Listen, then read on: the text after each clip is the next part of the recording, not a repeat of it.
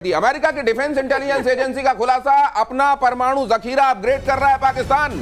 World threat assessment 2025 की report में खुलासा, छोटे बैटलफील्ड न्यूक्लियर हथियार। अब पता नहीं पाव भर से क्या 25 ग्राम 50 ग्राम का बना रहा है, क्या कर रहा है ये नहीं समझ में आ रहा है। न्यूक्लियर हथियार भी बना रहा है पाकिस्तान। हथियार बनाने में चीन कर रहा है पाकिस्तान की मदद।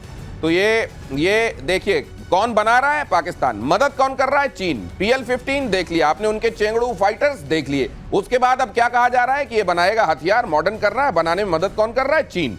क्या बात है। ये जो सिनर्जी है, ये जो करेला ऊपर नीम चढ़ा है, ये वाली सिनर्जी, इस सिनर्जी को हम लोग देख चुके हैं। इसलिए हम थोड़े से मतलब ठीक है। ये क्या कहीं ऐसा तो नहीं है कि अमेरिका भी चाइना को एक तरीके से प्रेशर में लेने के लिए बता रहा हो कि वो मॉडर्न कर रहा है, तुम उसकी मदद कर रहे हो, कहीं ऐसा तो नहीं है ये?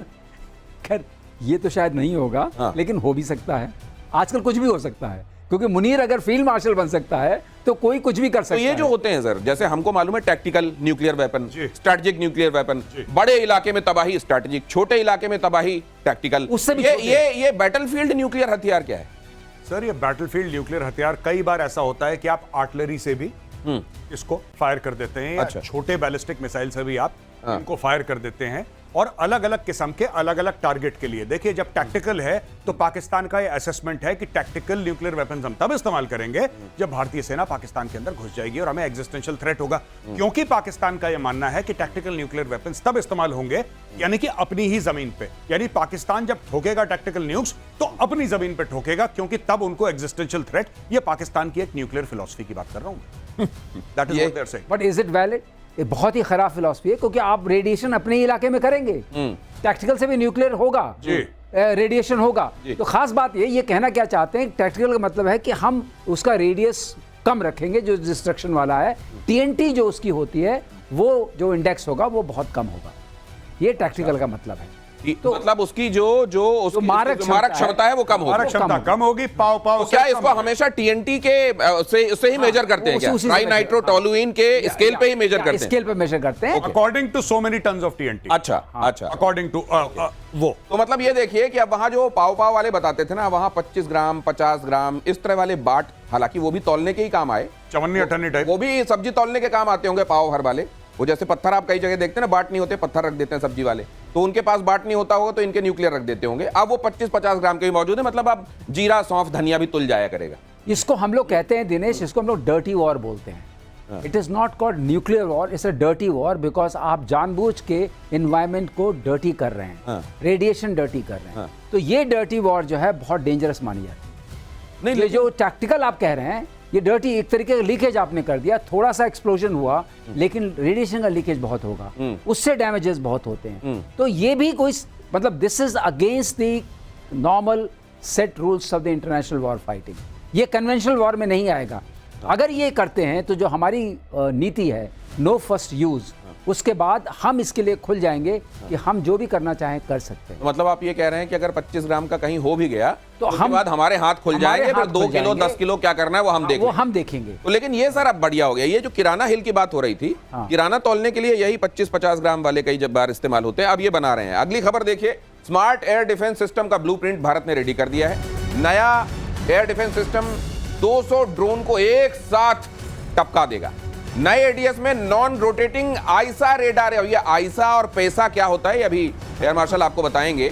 ये active array, electronically active array something होता है, आप बताइएगा अभी। रेडार जो है 360 डिग्री यानी आयरन डोम की तरह घूमकर काम करेगा। बताइए सर कैसे करेगा? तो देखिए आईसा और पीसा होता है पैसिव इलेक्ट्रॉनिकली स्कैन्ड अरे रेडार, और आईसा होता है एक्टिव इलेक्ट्रॉनिकली स्कैन्ड अरे। सर हमको तो ये चेकोस्लोवाकिया की स्पेलिंग लग रही है, आसान शब्दों में समझा दी। तो आसान शब्दों में यह है कि पहले हम क्या करते थे, एंटेना को घुमाते थे, और घुमाने के बाद एंटेना से हम हर जगह की तस्वीर लेते थे। अच्छा, ये घूम रहा है एंटीना और तस्वीर सब जगह के ले रहे हैं, ठीक। लेकिन अब एंटेना को घुमाना नहीं है, अच्छा एक जगह फिक्स, वो अपने आप स्कैन कर रहा है और बहुत धीमे एंटेना घूमता है। तो स्कैन करने की जो स्पीड है बहुत बढ़ गई है। इसका मतलब जो सामने जहाज आ रहा है या जो ड्रोन आ रहा है उसको हम कई बार स्कैन कर सकते हैं। तो अगर हाई स्पीड पे भी हुआ तब भी हम उसको ट्रैक कर सकते हैं, बहुत हाई स्पीड पे हुआ तब भी ट्रैक कर सकते हैं। अच्छा, सबसे बड़ा आप देखिए देखने में तो पैसा से ज्यादा एडवांस आईसा है। और आईसा क्या होता है, वो हर एयरक्राफ्ट में लगा होता है। पीसा नॉर्मली स्टैटिक होता है, जमीन पे होता है, अच्छा, ग्राउंड रेडार में आता है, वो एयरबोर्न रेडार में आता है। ओके,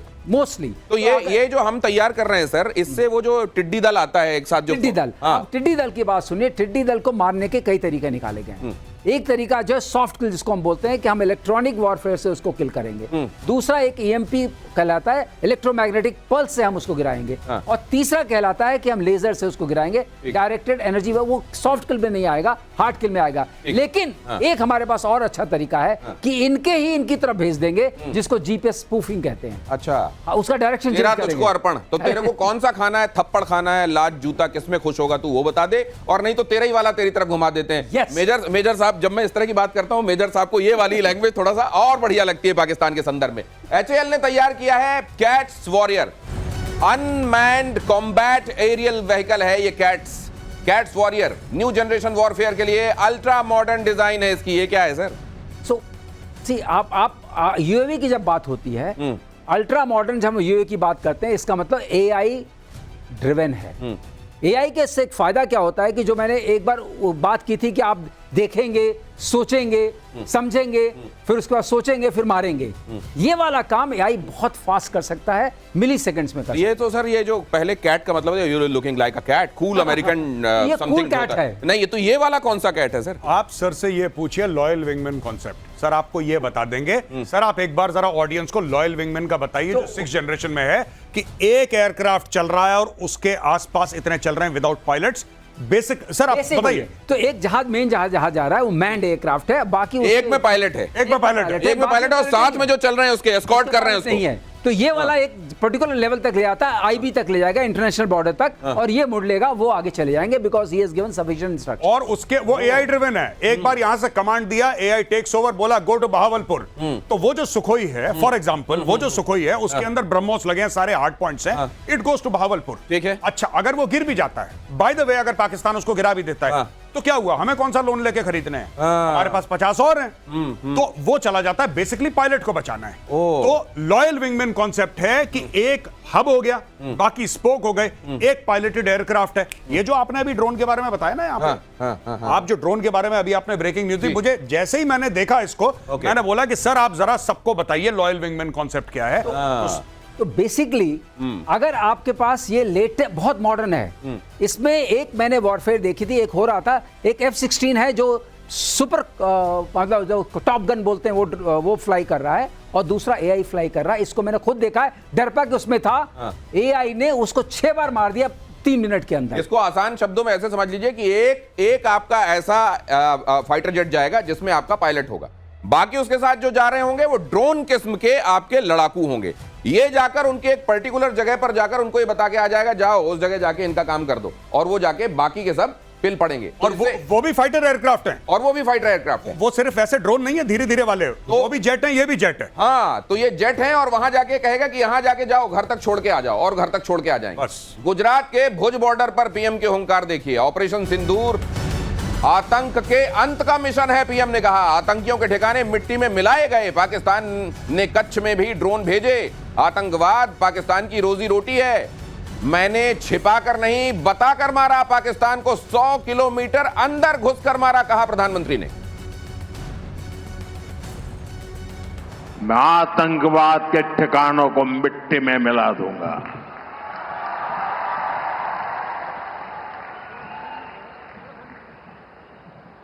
पंद्रह दिन तक हमने इंतजार किया,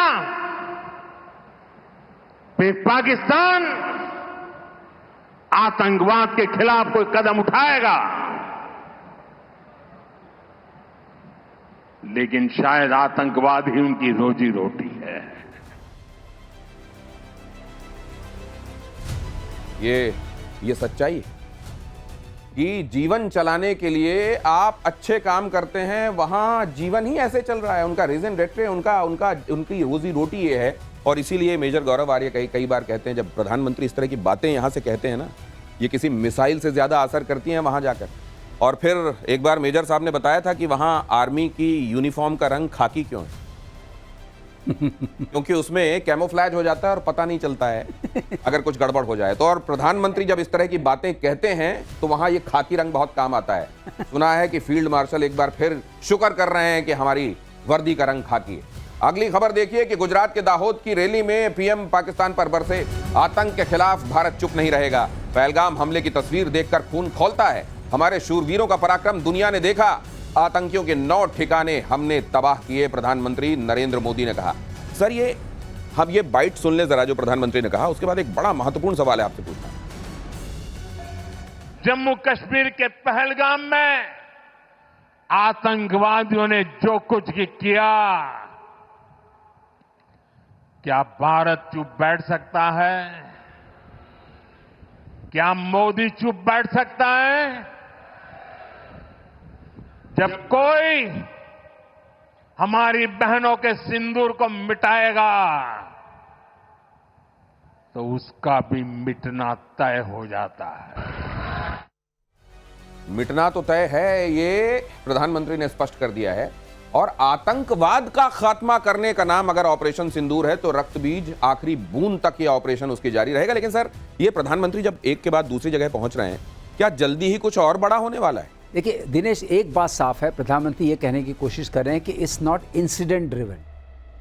एक इंसिडेंट से मतलब नहीं है, नी जर्क वाला नहीं है, ये नी जर्क वाला नहीं कि आपने एक इंसिडेंट किया तो मैंने उसका रिस्पॉन्ड किया। ये रिस्पॉन्स जो है वो कंटिन्यूम में होगा, जिसको हम बोलते हैं लगातार होगा, बिना अवरोध होगा। क्योंकि ये ऐसा है, आतंकवाद को आप खत्म नहीं कर रहे हैं, आतंकवाद की जड़ों में आप मट्ठा नहीं डाल रहे हैं, अब बल्कि आतंकवाद को पनप आ रहे हैं। तो आतंकवाद की लड़ाई जारी है, इसीलिए ऑपरेशन सिंदूर स्थगित हुआ है, खत्म नहीं हुआ है। और ये लड़ाई हमको लड़नी पड़ेगी। जब भारतीय जवानों के बीच में प्रधानमंत्री की अलग अलग जगहों पर मौजूदगी होती है जी, और इस तरह की भीड़ हम देखते हैं, सड़क के दोनों तरफ अगर रोड शो हो रहा हो, तिरंगा लेकर लोग उमड़े हुए होते हैं जी, देश की भावना इस समय क्या कह रही है सर?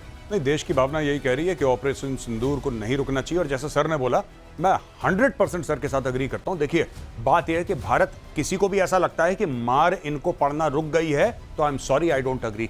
अभी देखिए, पानी की मार है, फिर तोपों और ब्रह्मोस की और सुखोई की मार थी, फिर राफेल की मार थी, अब उसके बाद इनको डिप्लोमेटिक मार लग रही है, वहां से इनको फाइनेंशियल मार लग रही है। वहां पे इनकी आतंकवादी गतिविधियों में भारत अप्रोच कर रहा है एफएटीएफ को कि इनको वापस ग्रे लिस्ट में डालो।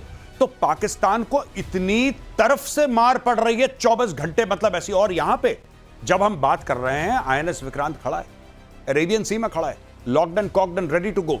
एयरफोर्स सर बगल में है, बताएंगे, air force is absolutely ready today, Indian army absolutely ready है। तो ये बिल्कुल, किसको कहते हैं ना, चक्रवर्ती मार सुना होगा, चक्रवर्ती मार, चक्रवर्ती मार। इनको चारों तरफ से पड़ रही है चक्रवर्ती मार, कभी यहां से कभी यहां से। पाकिस्तान देख रहा है दाएं बाएं से कि हो क्या रहा है। मुझे याद नहीं है, लेकिन मकरंद देशपांडे ने वो रोल किया था किसी फिल्म में, बेतरह पीटा जाता है उस कैरेक्टर को, उसके बाद कहता है तू यहीं रुक, मैं अभी वापस आता हूं। ये वाला, ये चक्रवर्ती मार आपने जब कहा तो मेरे सामने वो दृश्य आ गया। जासूसी के आरोप में गिरफ्तार ज्योति मल्होत्रा पर ये अपडेट देख लीजिए। पाकिस्तान दौरे पर ज्योति मल्होत्रा को AK-47 वाली सुरक्षा मिली, 1-2 नहीं, 6 AK-47 वाले गार्ड्स के साथ घूमती दिखी। स्कॉटिश यूट्यूबर कैलुम मिल ने अपने कैमरे में जब कैद किया तो वहां 6 बंदूकधारियों के साथ ज्योति खड़ी हुई थी। यह है तस्वीर, देख लीजिए। देखिए, ये 6 बंदूकधारी, ज्योति जब वहां गई थी तो 6 बंदूकधारियों को ISI ने उसके साथ लगाया हुआ था। सर, ये जो एसेट कहलाते हैं ISI के एसेट्स जी, वो किस तरह के लोगों को एसेट के बोलते हैं अपना? देखिए, ये लोग हैं, मैं आपको बताता हूं, पहले भी आपकी शो में एक बार डिस्कस हुआ था। देखिए, बात ये है कि ये जो यूट्यूबर है, इसके 4 लाख सब्सक्राइबर हैं। अब ISI क्या करेगा कि इसको ग्रूम करेगा, इसको बुलाएगा, इसको पैसे दिए नहीं दिए मुझे नहीं पता, लेकिन ये सब लाइफस्टाइल दिखाएगा ISI कि आप सिक्योरिटी के साथ चलेंगी, आगे गाड़ी, पीछे गाड़ी, सायरन बज रहा है, मैडम आ रही है, हटो सामने से। ये एक भौकाल ज्योति का बनाया जाएगा। अब ज्योति का क्यों नहीं मन चाहेगा कि वापस पाकिस्तान, क्योंकि ज्योति 5 स्टार होटल में रह रही हैं, ज्योति आसपास VIP से मिल रही हैं, मुख्यमंत्री से मीटिंग है, पता नहीं ISI के वरिष्ठ अधिकारियों से मीटिंग है, फौज के वरिष्ठ अधिकारियों से मीटिंग है, नोबडी नोज। हमने तो अभी सिर्फ मरियम के साथ देखी है उसकी फोटोग्राफ। अब तो कौन कौन से बड़े लोगों से मिली, इन्होंने कान में क्या फुसफुसाया, उसके इसको क्या दिया, क्या लिया। और आज की तारीख में देखिए, आपने एक बंदे को ऐसा बना दिया कि भाई तुम पाकिस्तान आओगे, पाकिस्तान के बारे में अच्छी बातें करोगे, ये तुम्हें VIP प्रोटोकॉल मिलेगा, तुम्हारा जीवन सेट है, तुम्हारा जीवन सेट है, तुम्हें मेहनत नहीं करनी है, तुम चिंता मत करो। पाकिस्तान से इतने लोग देखेंगे, तुम्हारा YouTube से पैसा आएगा। पहली चीज, पाकिस्तानी से, वो तो कुछ भी नहीं है, वो रेजगारी है, चिल्लर है। तुम्हें पाकिस्तानी स्टेट पैसा देगा, तुम्हें प्रोटोकॉल देगा, तुम्हें सिक्योरिटी देगा। तुम बताओ तुम्हें कौन सी पार्टी में जाना है, तुम्हें क्या कंटेंट बनाना है, बस तुम पाकिस्तान के गुणगान करो, यही काम जो। नहीं, वैसे मुझे एक चीज समझनी है आपसे कि जब वो ट्रैप में आ रहे होते हैं जी, वो चाहे हनी ट्रैप हो या इस तरह का ट्रैप हो जो ज्योति के लिए बिछाया गया जी, उस समय भी इनको एहसास हो रहा होता है कि they are coming into a trap, या ये लाइफ एंजॉय कर रहे होते हैं? ये देखिए बात यह है ना कि इसमें गुमराह होना बड़ा आसान है।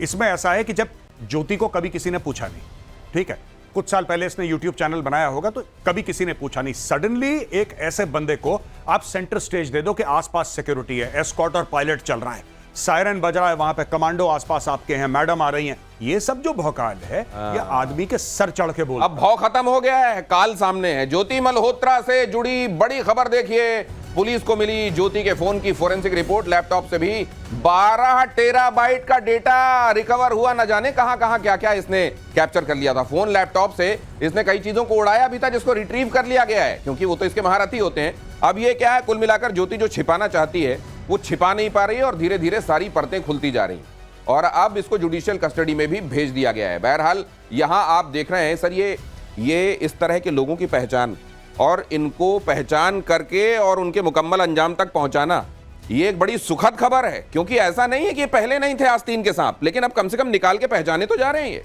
देखिए, जो जासूसों की कहानी है उसका बीच में मूल में लालच है और अनड्यू कहते हैं ना स्टेज, जैसा गौरव ने बताया, आपको अनड्यू वो मिल रहा है, प्रमोशन मिल रहा है, भौकाल सा क्रिएट कर दिया गया है और वो लालच जो है वो इस सब कराती है, चाहे पैसे की हो, चाहे इज्जत की हो, चाहे आसपास अपने रहने की हो। तो उस लालच के तहत ये पकड़ी गई। अब यह है कि इससे एग्जाम्पल बनाने से एक फायदा होगा दिनेश, पूरे देश को, कि जो लोग जाल में फंसेंगे उनको एक तो थोड़े पहले एक लगेगा कि अगर कोई मुझे अप्रोच कर रहा है तो इसके पीछे एक संभावना है, और दूसरी बात, मैं छिप के नहीं रह सकता या रह सकती, मुझे लोग ढूंढ निकालेंगे। ये जरा अगली खबर देखिए सर। सीडीएस अनिल चौहान ने किया ऑपरेशन सिंदूर का रिव्यू, दुश्मनों को जवाब देने पर सेना को सराहा। पश्चिमी मोर्चे पर उभरते खतरों से निपटने में एक सिनर्जी होनी चाहिए, तालमेल होना चाहिए, इस बात पर जोर दिया। इसके मायने क्या है? इसके मायने हैं, जहां तक मुझे